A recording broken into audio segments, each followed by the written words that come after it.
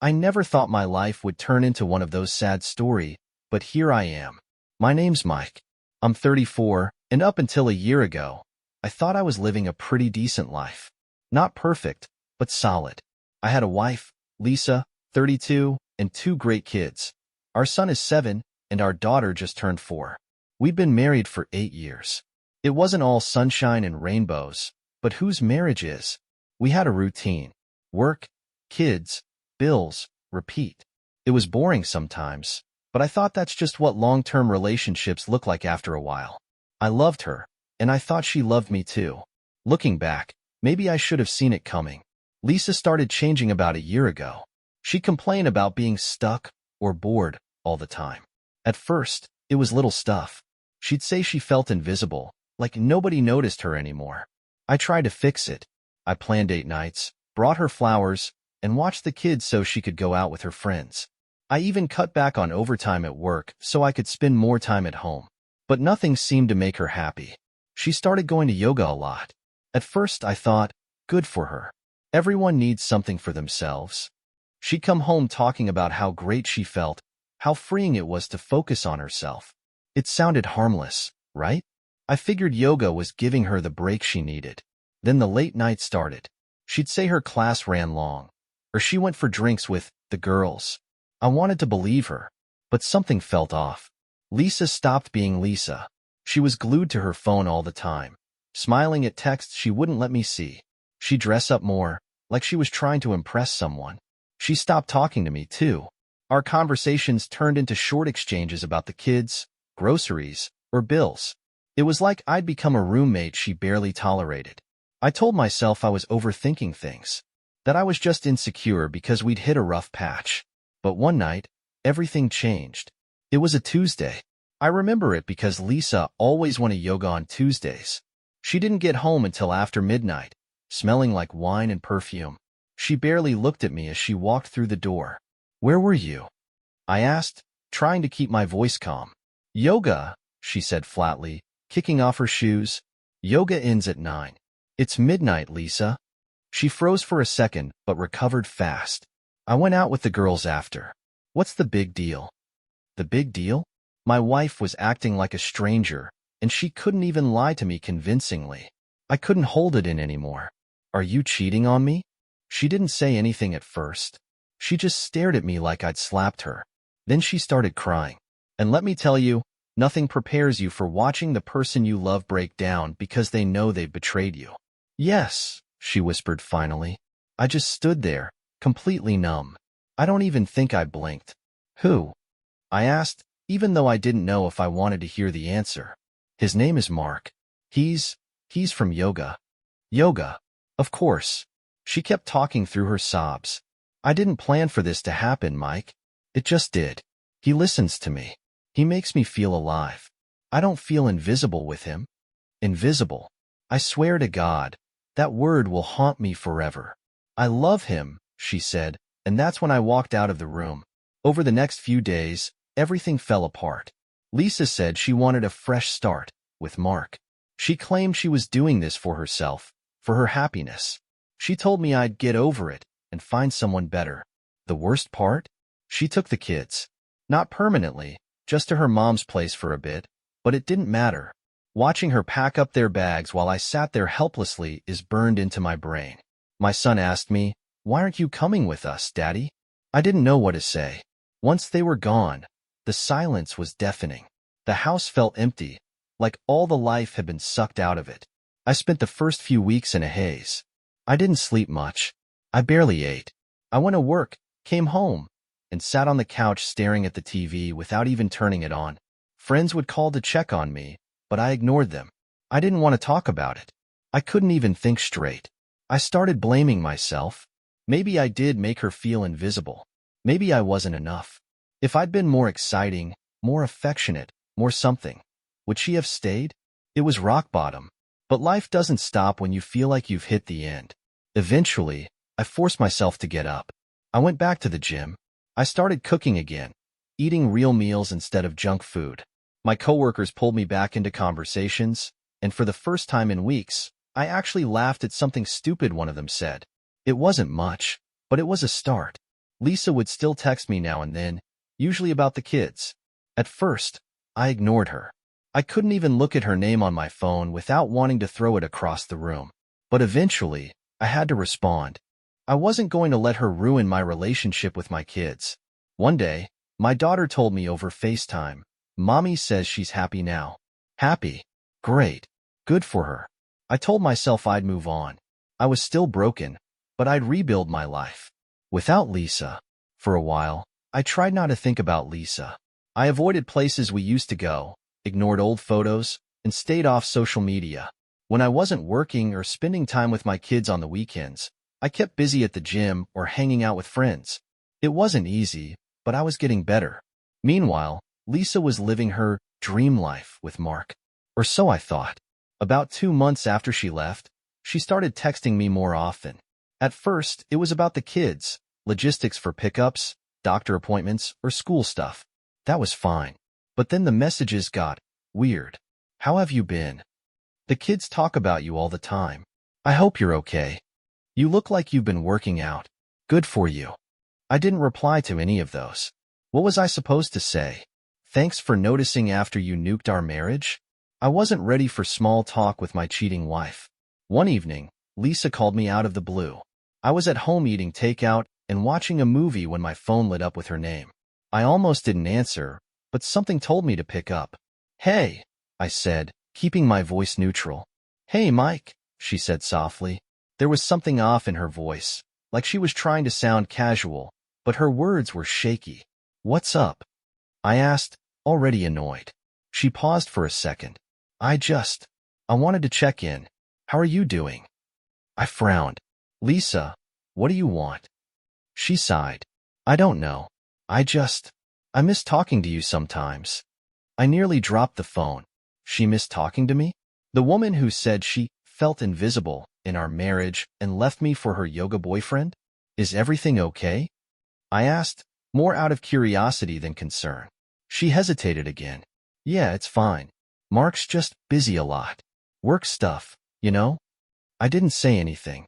I wasn't about to play therapist to the woman who cheated on me. "Never mind," she said quickly. "I shouldn't have called. Forget it." And then she hung up. That call stayed with me, though. It was the first crack I'd seen in Lisa's perfect life. I didn't know exactly what was going on, but I had a feeling things weren't as great as she'd made them sound. Over the next few weeks, Lisa kept reaching out.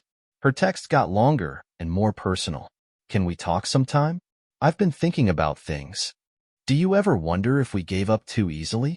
I know you probably hate me, but I miss us sometimes." I didn't reply to most of them. I was still too angry, and honestly, it felt good to ignore her. It felt good to know that she was the one reaching out, not me. But I wasn't stupid. I knew what was happening. The grass on the other side wasn't so green after all. One Saturday, when I went to pick up the kids, Lisa asked if I could come in for a minute. I didn't want to, but my son was halfway through telling me about his art project, and I didn't want to cut him off. I stepped inside her place, a small apartment she'd rented with Mark. It looked messy. Not "kids live here" messy. More like nobody cares messy. Dishes piled up in the sink. Toys scattered everywhere. A blanket crumpled on the floor. Lisa looked tired. Her hair was thrown up in a messy bun, and she had dark circles under her eyes. For a second, I almost felt sorry for her. Almost. "Can I get you some coffee?" she asked. "No, I'm good," I said, keeping my tone polite but distant. "We should get going." She nodded and called for the kids to grab their shoes. As they ran off, Lisa turned to me.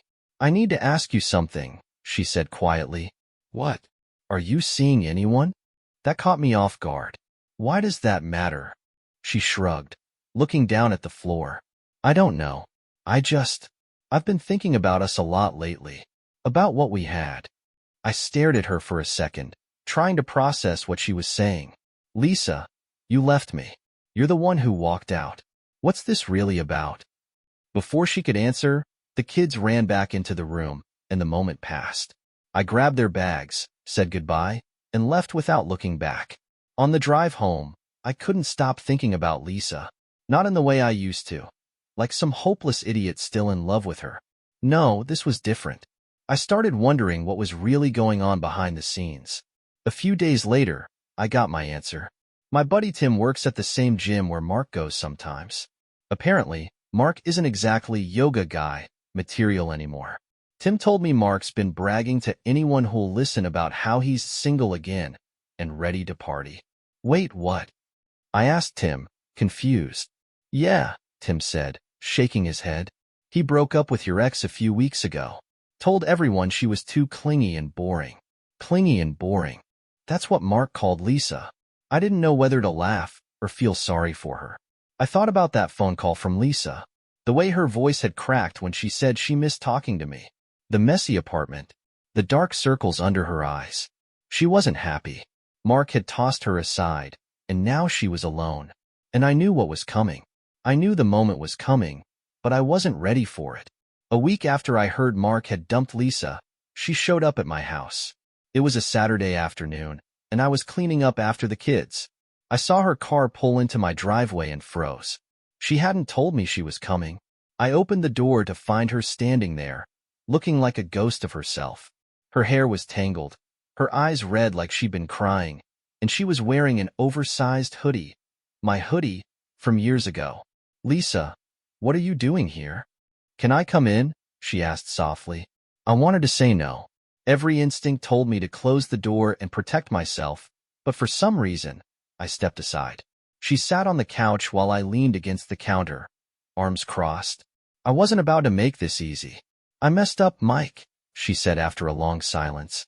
Her voice cracked, and she looked at me like she wanted me to rescue her. I made the biggest mistake of my life. I didn't say anything. I just stared at her, waiting. She took a shaky breath. Mark's gone. He broke up with me.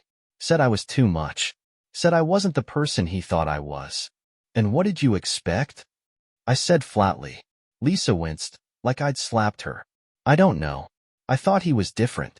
I thought, she trailed off, wiping her face with her sleeve. It doesn't matter. I was wrong. I didn't feel sorry for her. Not yet. Why are you here, Lisa? She looked up at me, her eyes pleading. I want to come home. Those words hit me like a punch to the gut. I thought I'd prepared myself for this, but hearing it out loud, it knocked the wind out of me.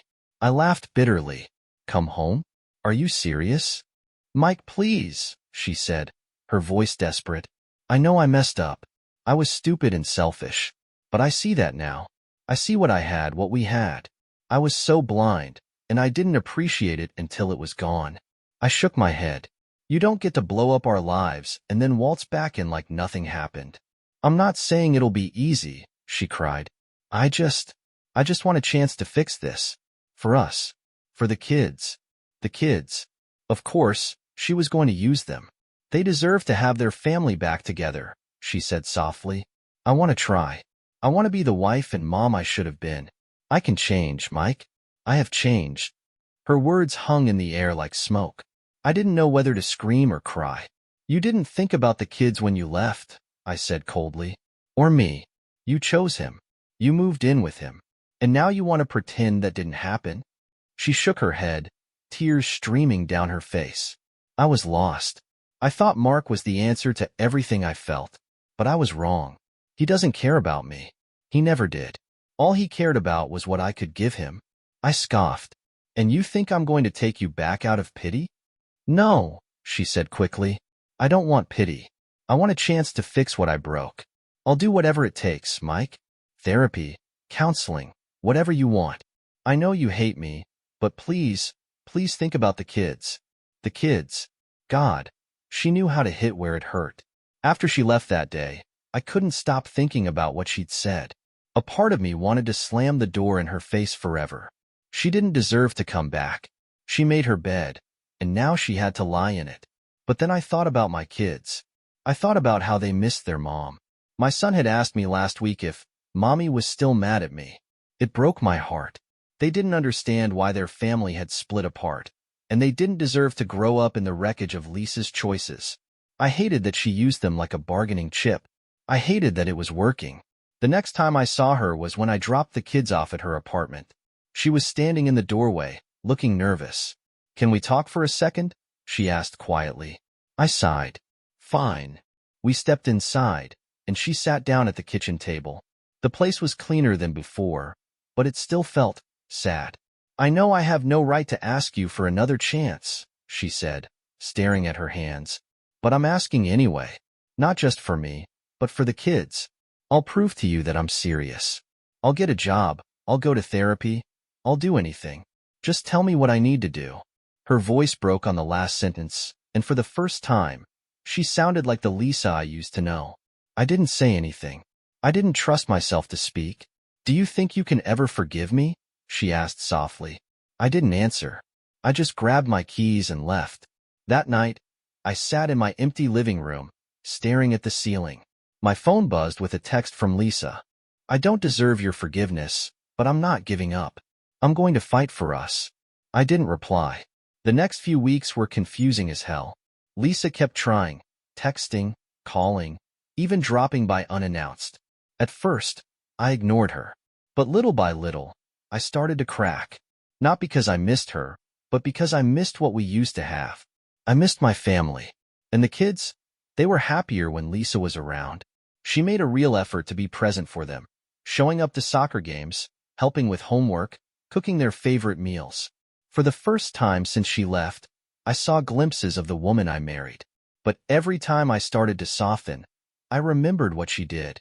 I remembered the nights I spent alone, wondering where she was. I remembered her saying she loved Mark. How do you come back from that? One night, after the kids were asleep, Lisa asked if we could talk. I let her in, mostly because I was too tired to argue. Mike, she said, looking me straight in the eyes. I love you. I never stopped loving you. I was stupid, but I see that now. You and the kids are everything to me. Please, give me a chance to fix this.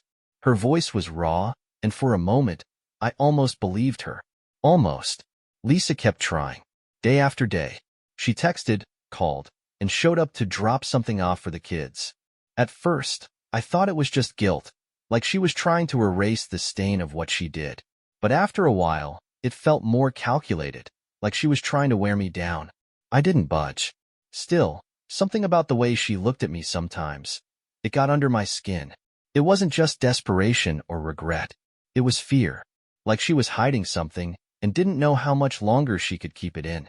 I tried to ignore it, but curiosity started eating at me. One afternoon, I ran into my buddy Tim at the gym. Tim was the one who told me Mark had dumped Lisa. I hadn't seen him in weeks, so we grabbed coffee afterward, and of course, Lisa came up. You know, Tim said casually, there's something weird I never told you about Mark. I looked up from my cup. Weirder than him stealing my wife? Tim chuckled. Yeah, actually, remember when Lisa left? I saw Mark at the gym around that time, bragging about how she'd paid him off. I blinked. What the hell do you mean, paid him off? Tim shrugged. I thought he was just talking out of his ass. He said she helped him out when he was broke, gave him a chunk of cash, no strings attached. Said he didn't even ask for it. She just gave it to him. My stomach dropped. When was this? Not long before they moved in together, Tim said. Right after she left you. The second I got home, I started digging. I logged into our old bank account, the one we'd both used before the separation. I hadn't checked it in months, but the records were still there. And that's when I saw it. 3 months before Lisa left, she'd withdrawn $12,000 in cash. I sat there staring at the screen, my heart pounding. We'd been saving that money for an emergency fund. For the kids, for the house, for anything but this. And she'd just taken it. I didn't know what to think. Had she given Mark that money to win him over? Was she funding his life while I sat at home wondering where the hell my wife went? I needed answers. The next time Lisa came to drop off the kids, I didn't let her leave right away. Stay for a second, I said, my voice tight. She hesitated but nodded, sitting down at the kitchen table. The kids ran off to play in the living room, leaving the two of us alone. What's going on? She asked cautiously. I pulled out my phone and slid it across the table. I'd taken a screenshot of the $12,000 withdrawal. Explain this, I said. Lisa went pale. She stared at the screen, her hands trembling. Mike, explain, I repeated, my voice cold. She swallowed hard. It's not what you think. Then what the hell is it? Her shoulders slumped, and for a moment, I thought she wasn't going to answer. But then she did. "I took the money to give to Mark," she said quietly. "He told me he was in a rough spot. He needed help paying off some debts." I laughed bitterly. "You gave him our savings? The money we worked for? For debts?" She looked up, her eyes glassy with tears. "I thought I was helping him. He told me he'd pay it back, and I believed him. I didn't know. I didn't know he was just using me. Why didn't you tell me?" I shot back. "We were still married when you did this, Lisa. You stole from me. From our kids." She flinched. "I didn't think of it that way." "Of course you didn't," I spat. "You were too busy chasing some fantasy with him." "I was stupid," she choked out, her voice breaking. "I know that now. I was in a bad place. I felt like I was drowning, and Mark made me feel like I could breathe again. I thought I was in love with him, Mike, but I wasn't. I was just lost. I didn't know what to say. I was shaking with anger. I thought her betrayal had been simple. She fell for someone else and left. But this was deeper. She'd lied to me for months. She'd stolen from me. And all for a man who dumped her the second she became inconvenient. "How can you sit there and ask me to take you back?" I said, my voice low. "How do you think we're supposed to come back from this?" Lisa wiped at her face, trying to pull herself together. "Because I know I screwed up. I know I don't deserve your forgiveness, but I'm trying, Mike. I want to fix this. I want to fix us." "There is no us anymore," I said, standing up.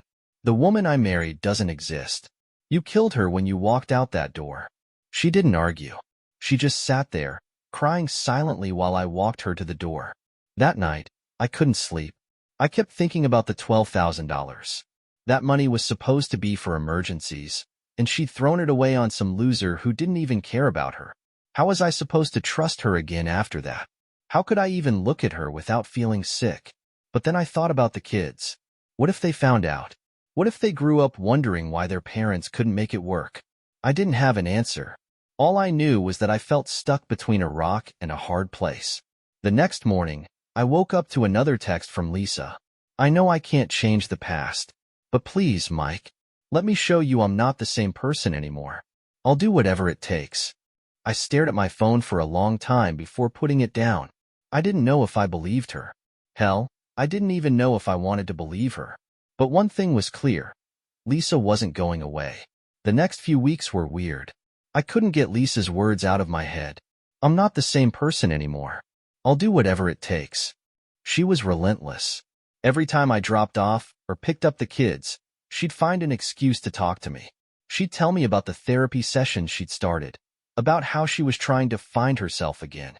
She sent me texts about old memories, trips we'd taken, songs we'd loved. It was like she was trying to remind me of the good parts of our life together. And damn it, a small part of me wanted to believe her. Not for her sake, but for the kids. For the chance to fix the mess we were in. One Saturday, Lisa asked me to meet her at the park where our kids were playing. I figured it was about something mundane, school stuff, or maybe another attempt to get me to soften. But when I got there, she looked different. Nervous. Almost sick. "What's this about, Lisa?" I asked, standing a few feet away. She looked down at her hands, twisting them together. "There's something I need to tell you." "Here we go," I muttered under my breath. "What now?" Her eyes shot up to meet mine. "I'm pregnant." I froze. My brain refused to process what she just said. "What?" "I'm pregnant," she repeated softly. For a second, the world spun. I couldn't breathe. I felt like I'd been punched in the chest. "Is it mine?" The words came out before I could stop them. Her face crumpled. "I don't know."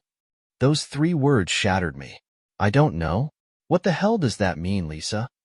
I said, my voice rising. "You don't know if I'm the father?" She nodded, tears streaming down her face. "I didn't plan for this to happen, Mike. I swear. I haven't been with Mark since he left, but there's a chance."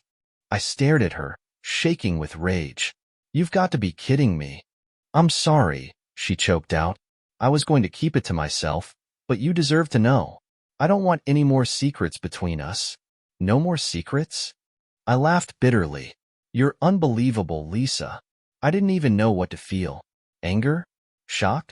Betrayal? It was like I was trapped in some sick joke, and every time I thought I'd hit rock bottom, the floor fell out from under me. I left without another word. I couldn't look at her. I couldn't even think straight. That night, I sat alone in the dark, trying to figure out what the hell to do. If the baby was mine, what did that mean? Was I supposed to just forgive everything she'd done and welcome her back? Was I supposed to pretend like none of this happened? For the sake of the kids and the new baby? And if the baby wasn't mine, what then? Would I still be stuck cleaning up her mess? No matter how I looked at it, it felt like a lose-lose situation. The next day, I got a call from Lisa. I almost didn't answer, but something in me said I had to. "What do you want, Lisa?" I said, my voice cold. "I made an appointment for a paternity test," she said quietly. "As soon as we can do it, I'll find out." "And what if it's not mine?" I asked. She was silent for a moment. Then I'll leave you alone. I promise.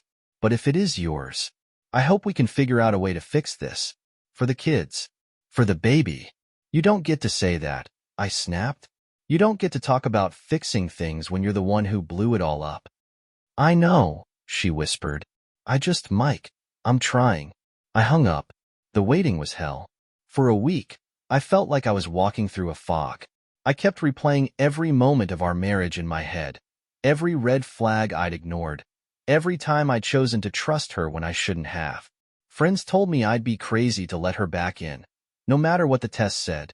My mom said I should think about the kids, that if the baby was mine, maybe Lisa deserved a second chance. But I didn't know if I had it in me to forgive her. When the results came back, Lisa texted me and asked to meet in person. I agreed, mostly because I couldn't handle hearing the news over the phone. We met at a coffee shop. She was already there when I walked in, clutching an envelope in her hands. She looked up at me, her face pale. "Mike, just tell me," I said. She slid the envelope across the table. I opened it, my hands shaking, and there it was, in black and white. The baby was mine. I sat back, staring at the paper.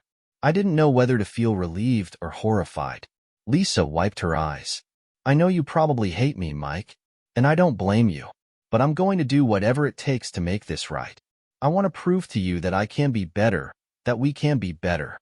I stared at her, trying to figure out what to say. "You think you can just come back into my life and pretend none of this happened?" "No," she said softly. "I know it'll take time. I want us to try. For the kids. For this baby. For us." That night, I sat in the dark, staring at the ceiling again. Part of me wanted to slam the door on Lisa forever. She'd lied to me. She'd betrayed me. She'd broken everything we built together. But another part of me thought about the kids. About the baby. About the life we could rebuild. If I could ever find a way to trust her again. In the end, I didn't have an answer. Not yet. But I knew one thing for sure. I wasn't going to let Lisa control the narrative anymore. Whatever happened next, it would be on my terms. So that's where I am now. Stuck between my anger and the hope that maybe, just maybe, there's a way out of this mess. I don't know if I can ever forgive Lisa. I don't know if we can rebuild our family. But for now, I'm taking it one day at a time. If anyone out there has been in a similar situation, if you've ever tried to forgive someone who blew up your life, how did you do it? Did it work? Or am I just setting myself up to get hurt again? Because, honestly, I don't know what the hell to do next.